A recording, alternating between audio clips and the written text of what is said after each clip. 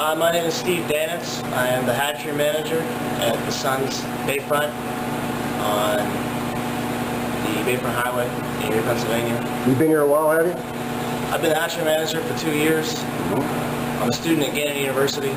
This is a scholarship position that we run.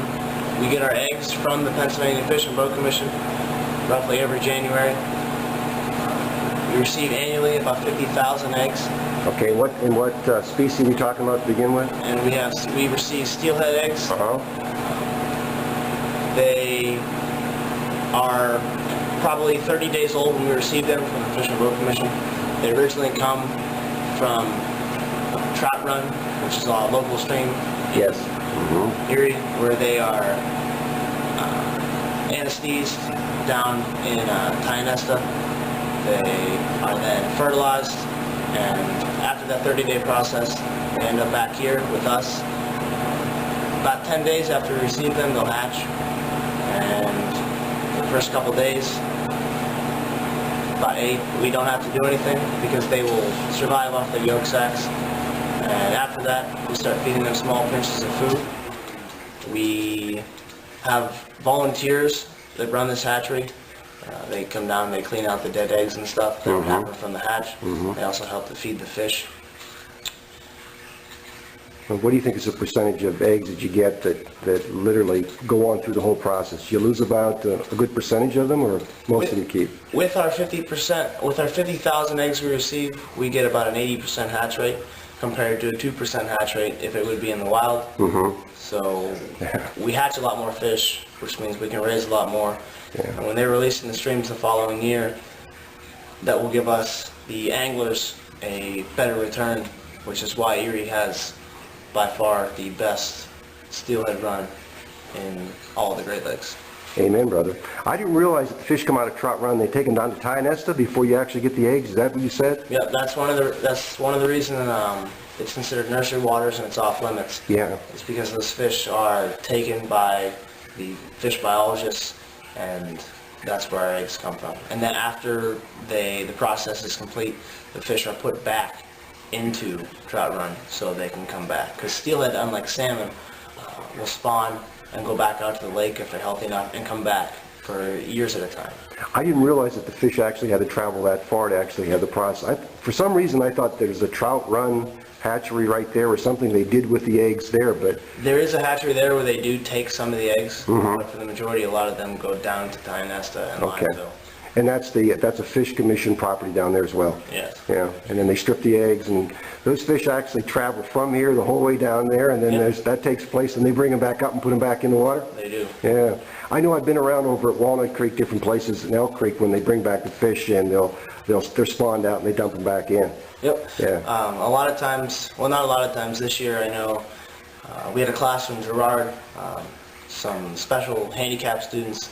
They brought a class down after they released the fish, and they put them in the basin, and they allowed the children, because it's wheelchair accessible down there, to have a good time. Did the fish cooperate? And they did. You never know, huh? Some of them caught fish, some of them didn't, but they all had a good time.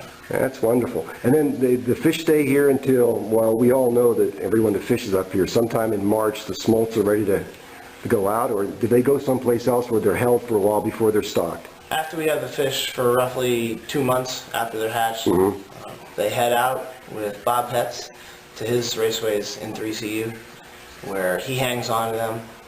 He raises them until they're about 7 to 9 inches long. The following spring is when they're released back into the streams at the smolt stage. 3CU is also a non-profit organization. Right. Yeah, I've seen different places where there's signs along the road up by the gravel pit, different places where they have raceways there that they hold them in, and I know up at Stratitania they've got some there as well. There's a couple raceways. One is off of Stratitania by West Road in McCain. There's also one off of Stratitania Road a little farther north by Walnut Creek Middle School, and Bob also has a couple of his raceways out in Fairview off of Middle Road. Now, besides steelhead, any other species here? One of the reasons that the steelhead leave is because the Suns also do perch and walleye eggs, The walleye are taken from Pontotooming, Linesville area, where the Fish and Boat Commission fish biologists will take their eggs, fertilize them, and get them prepped. And they can send those eggs basically all over the world. They'll pack them on dry ice, and as long as it gets there within 48 hours to water, they can survive in the water that they're shipped in. And as for the perch that we received, this past year we didn't have any perch or walleye, but our perch came from the nets in Misery Bay because the Fish and Boat Commission used to trap for pike to do studies, and we would take the larger perch out of those nets and use them as our brood stock. But because of the VHS that has become such a problem, And that is? to the hatching program, it's a viral disease that gets into the fish's bloodstream and kills them. That's why we've had some fish kills, and not just Erie, but all the Great Lakes. So they're being careful about that kind of propagation. And they have to be really careful about it because it can damage a lot of fish species. And now, seeing that we cannot receive the perch from the Fish and Boat Commission for the traps, next year we'll have to get out a little early and do some fishing for our own brood stock. And we'll catch our own. But the perch actually will spawn in our tanks as long as we keep a black cover on there, so they're not scared. They get salted every day. A couple salt to the tank, it helps to calm them. Yeah. As I learned from Bob Zawadzki, that's an old ancient Greek way of calming fish. Even though they're not saltwater species, the salt helps relax them. And we also catch our own minnows, and that's what we feed the perch. They actually spawned in our captivity, and we take the eggs and put them in our Sloan Mason jars, which is just a special jar that you put skein into fish eggs. And they receive a special treatment for about a week to 10 days. And when they start hatching, we have to release them within about a week after the walleye and perch hatch, because unlike the steelhead that can live together, the walleye and perch are carnivores, and they will start to eat each other. Son of a gun. Because they rely on the small animals and invertebrates in the water to eat. They won't eat food that we give them. So the constant fresh water that we give them sometimes isn't enough, because we are looking at roughly 1 million to 2 million hatched perch and walleye. Now, this place is going to be basically dormant now until sometime Roughly January. January or so? As the manager and Bob Zawadzki would get together sometime in maybe November to get everything started rolling, fill all the tanks, make sure they're broomed down and clean. So I understand you're moving on. This is the last go-around for you now? You're going on something else? I will graduate in December from Ghana, and I'll be here in the spring to help along with a new person.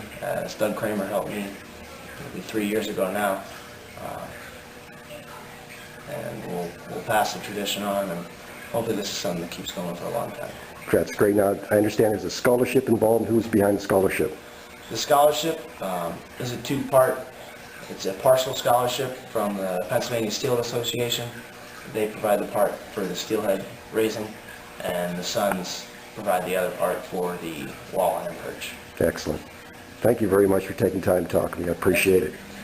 This raceway here was a cooperative effort between the people on the sign behind me regarding funding. The Sons, being a 501c, were able to be the funnel for a lot of the funding for this project. So we used our tax exempt status to get funding, and ergo what's on the sign has been built on this place by 3CU for their use, and it's in good production right now. Yeah, I was surprised that if things get started in January, when they start stripping the eggs, late fall, early Right. winter, Yeah. and then from there to the place down on the bay, and then 3 or 4 months later, they're at the smolts being stocked in March. Yeah, we're able to maintain a nice warm constant temperature, which allows for a good growth of the fry. Yeah. All right. I'm not a steelhead expert by any means. Just by hook or by crook, I've learned a lot about it. And steelhead can spawn twice a year. The spawning run that we get, I've been told by the people from 3CU, Bob Hetson and the like, we have a very good fish that comes out of our hatchery, very good young of the year fish, which has a real good bump on life by the time they leave our hatchery. Yeah, I'm told that natural reproduction, if we had to depend on that, that would be hit or miss. Yeah, it doesn't matter, whatever species of fish you're talking about, the Sons is primarily interested in the perch and walleye program. The natural reproduction is very iffy, many dependence on weather, season, storminess, ergo weather, and for the survivability. There's also some food problems that if they don't come online fast enough, the Daphne's not for them to eat on, which can be hampered by weather difficulties, storms and stuff like that. So that's a very iffy disposition. But in hatchery controlled, as long as you're free and clear of all the bacteria problems, and like right now we're facing this VHS scare. Yeah, Steve talked about that some. We can get the birth rate up real well, and it's after that then when they're on their own that their survivability is up to nature and themselves. So our program with the perch and the walleye at our hatchery, we have to redo it next year. We didn't get any fry of any kind, either eggs or any eggs of any kind, either perch or walleye, due to this VHS. So we're going to readjust our methods of getting the perch eggs, especially. We'll mainly have to do it a hook and line out of Prescal Bay. Kind of wait for the end of ice out or early spring. In the past, we got the residual catch when the Fairview Fish Commission's or Fairview Station Fish Commission did their netting in a bay for the northerns, which was a program. But since they can't be transporting any fish out of the Lake Erie watershed, they discontinued that program. And some of the residual effects on that is some of the other panfish that were caught in the northern net trapping situation would go into the two basins at Waterworks. I call it the Rotary Pond. It used to be called the East Basin when the Erie Water Commission used that as part of the water purification program for the city.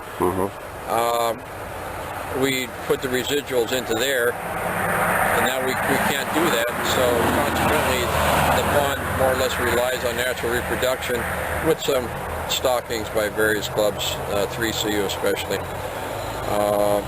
So that's kind of hindering us, but we'll overcome that goal like we have on most of the other problems we've ever run into. Now we're out near Fairview. This is one of the facilities. I know there's another one down the road from here, and then you have there's several more places where the smolts are kept until they're ready to go stream. Yeah, 3CU, which stands for, it's three clubs that has the letter C in the unit, was a conglomeration of people and clubs who were interested in the fishery. They're spearheaded right now by Bob Hetz and Jimmy Dallas and a good group of volunteers. They have, I don't even know where most of their raceways are, but they've been in production for over 40 years now as part of the cooperative unit down here in Bellefonte, the Fish Commission, which of course we're part of too. What I can say about the Sons, bugs are nice this morning. We're one of the few cooperatives that has a hatchery.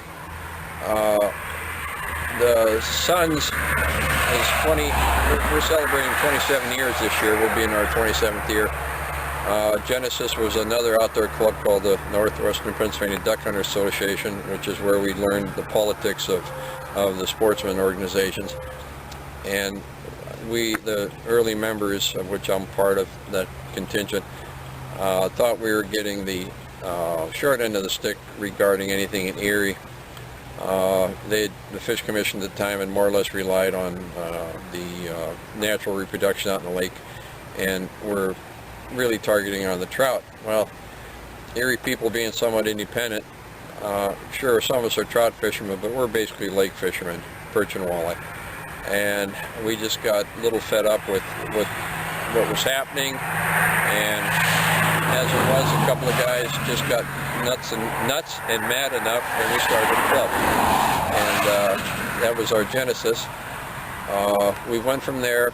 We did at one time, there was a hatchery in Erie, which was primarily in place for the commercial fishing, which Erie had a huge commercial fishing base at one time.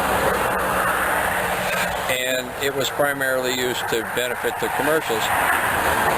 It was a good hatchery when it was built, but the problem is it just outlived its usefulness. Like a lot of things do, and it wasn't functional to use anymore. So it was closed down.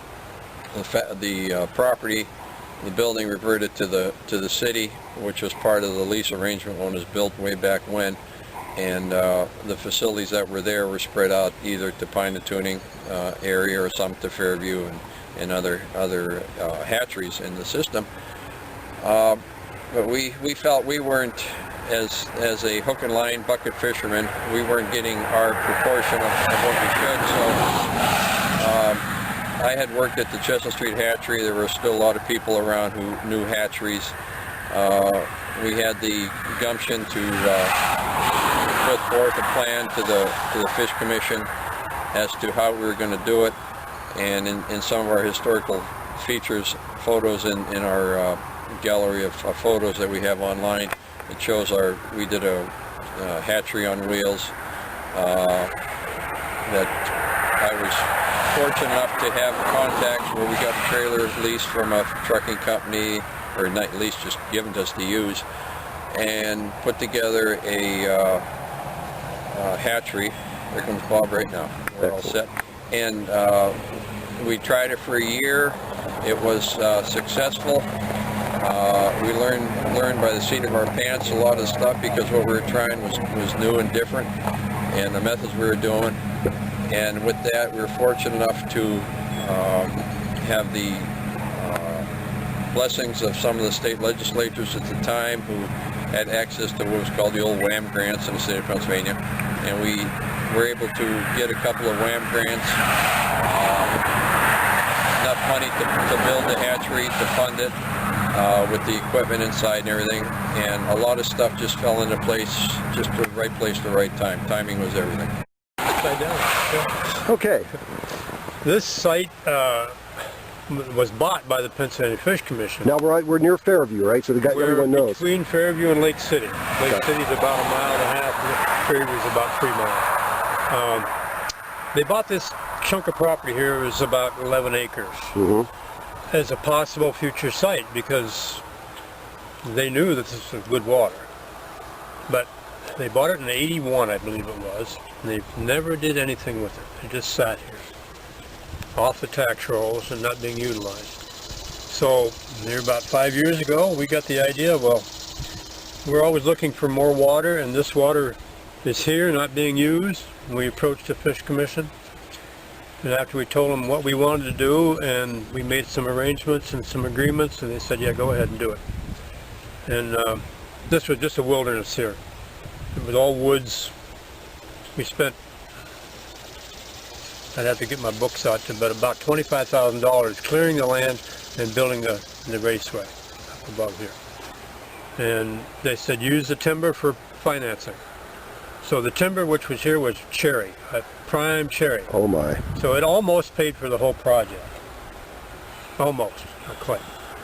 So, and with the help of the Sons and the other organizations that we gathered together, and a lot of volunteer stuff was donated by several companies, and we got the project completed with the roof and all.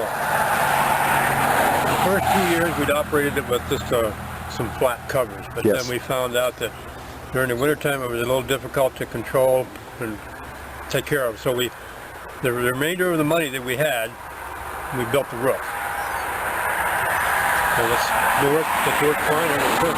Yeah, it is a nice facility, no doubt about it. I've seen some of the other raceways that have the flat covers on top. The way it snows up here, Yeah, I know. that'd be a major job to keep those things clear. Yeah. Excellent. That's where this stands now. This was the last place that we got involved with, and it'll probably be the last.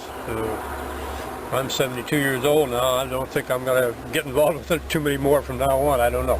Who knows? But as long as I have my health. The fish, the nice place about this is we can direct release the fish right down this creek, right into the lake here. Now, I've been on a stream a lot, but I don't believe I've ever bumped into you guys fishing for steelhead. Don't fish. No, I don't fish for steelhead. I'm perch and walleye. I don't fish at all, hardly. I went out once this year.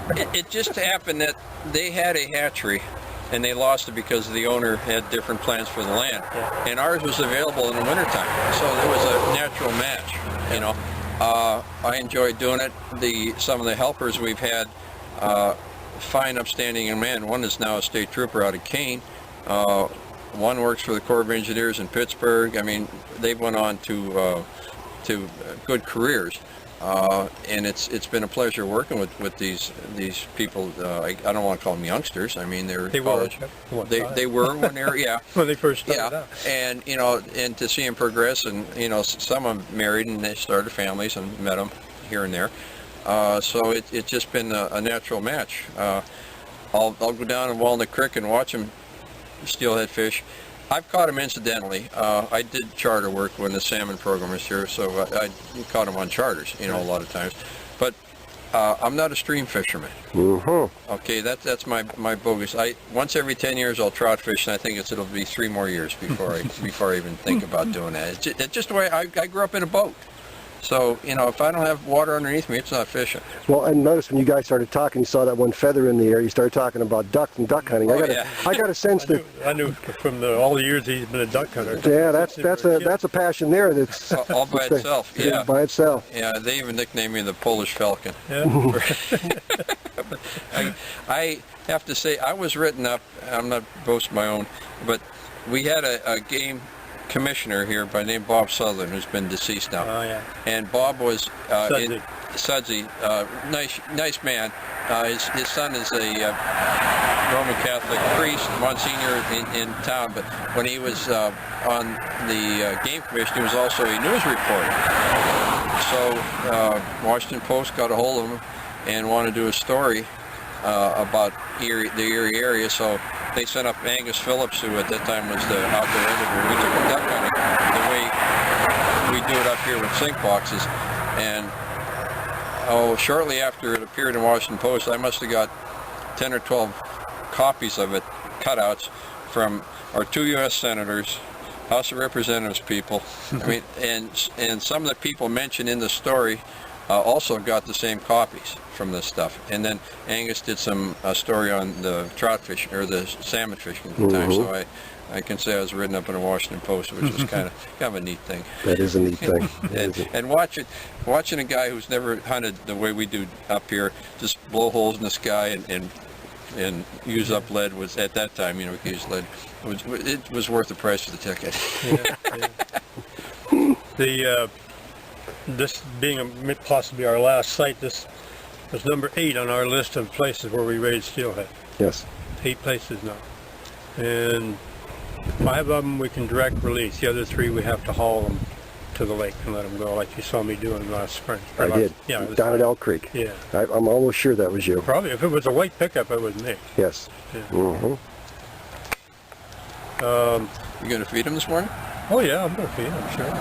Excellent. You can watch them jump. Yeah, I haven't seen these guys since they've been transported out here. Yeah. So we originally put the babies when they were first taken out of the hatchery down Chestnut. We put them at a site up the road here, and from there, when they got sizable, then we put them over here. The fish that were here from last year weren't gone until late April. So we moved the ones that we'd already got from the sons over up to this other site. We put them in here in May, late May.